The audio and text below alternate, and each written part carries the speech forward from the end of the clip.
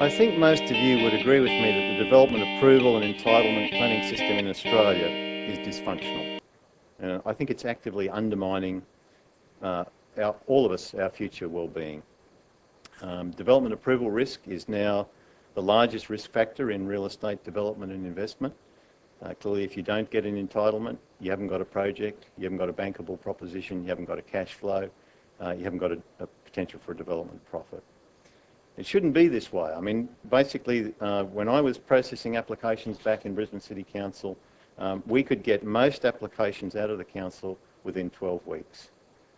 The stuff that Matthew presented to you yesterday, the case studies in Brisbane, he's talking between 2 and 3 years to get development approvals.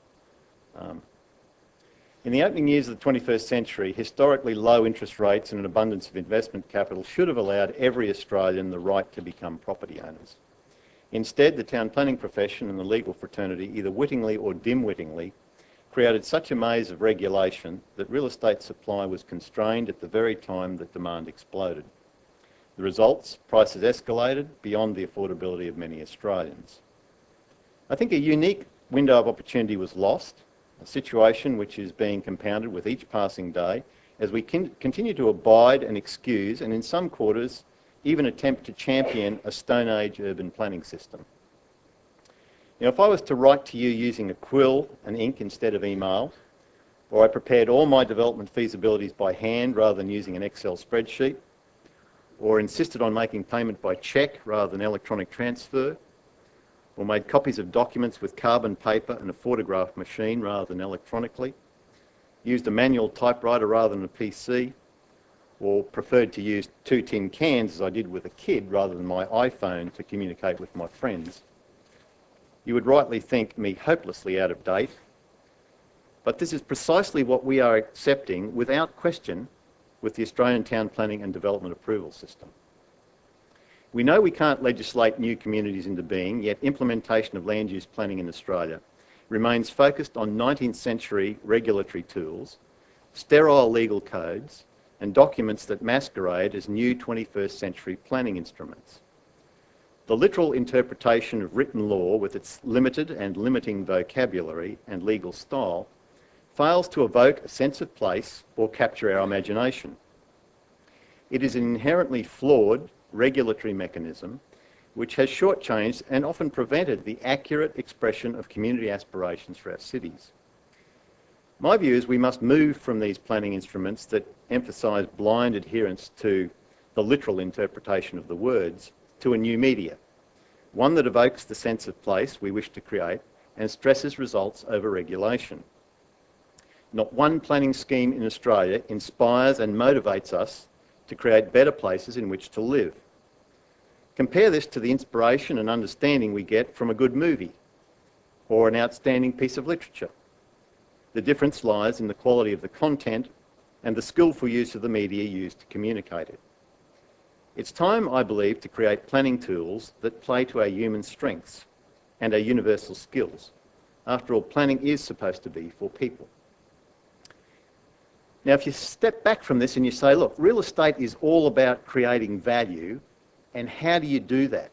It's in the creation of the place.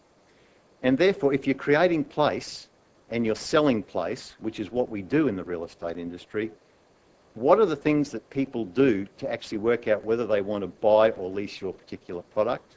And shouldn't we be constructing the planning system around those modes of behaviour? If you think about it, the one thing that all humans do throughout their lives, apart from breathing, eating and sleeping, is assess place. Be it a room, a dwelling, a workplace, district or city. Every time we wake up in the morning, we put our feet out from the bed, we actually touch place. And the way we actually assess it is that we use all 5 senses. Some would argue that we use a 6th sense, but let's not go there. We use our sight, we use our sound, we use smell, we use taste and touch. And that's how we assess whether this is a place that we want to reward with repeat visitation, or this is a place that we really don't want to revisit at any particular point in the future. Placemaking, therefore, is the essence of real estate development and community building. Places that are desirable appeal to all the senses. Yet in the creation of place, we still rely on the stone axe of land use regulation, which is black letter zoning law. Zoning law is deliberately written in the most sterile and unevocative language. It's uninviting and unintelligible to all but a few urban planners and property lawyers. And the rest of the community is effectively locked out of the placemaking process. A new sensory law must draw instead on the complete palette of human expression, evocative language, the combination of interactive digital motion, pictures and sound, to evoke the companion senses of taste, touch and smell, so as to properly express what we want from the future development of our cities. Under sensory law, the city plan and the regulatory instruments will take an interactive digital, visual and auditory form, because it is simply impossible to adequately express the places we love in black letter legal terminology. The new sensory law will be intelligible to all, not just to lawyers and planners, because it draws on all the senses that we use every day to assess place. It will therefore empower all who live in the community to contribute to the regulatory standards for the places we wish to create. Developers will be required to present their proposals in an interactive digital and auditory form to demonstrate compliance and secure development entitlement. Unless the completed development is true to or better than the digital development approval that allowed it to be built, it will be unlawful to commence. No lawful use rights means no tenant, means no rent, means no capital value, means no placemaking dividend. These are powerful incentives for excellence in placemaking.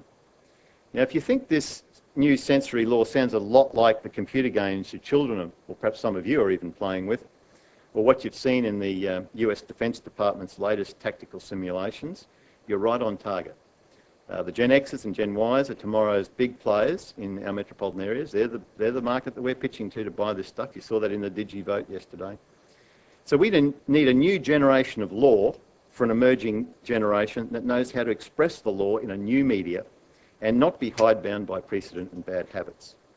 Sensory law can shift the focus of the Australian planning profession away from confined and constrained literal interpretation of flawed planning regulations to the creations of places that we value and enjoy.